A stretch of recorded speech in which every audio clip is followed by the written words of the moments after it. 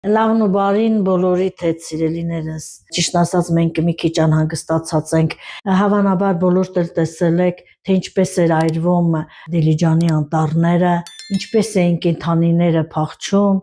Այդ սարսափելի տեսարանը ահավոր էր, ժողովուրդ ջան։ Փառք Աստծո, հաջողվեց սմարել բոլոր կրակի օջախները։ Հուսով ենք անտառի կյանքին շատ վնաս չհասցրեց։ Դիլիջանը Հայաստանի դրախտն է եւ բոլորս պետք է ամեն ինչ անենք, որպեսզի պահպանենք այս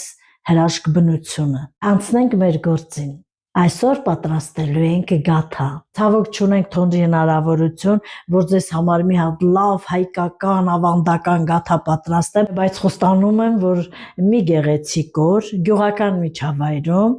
դա անպայման ձեզ համար կանեմ։ Իսկ այսօր կպատրաստենք տան պայմաններում շերտավոր գաթա։ Սիրելիներս, ես մեկնաբանություններում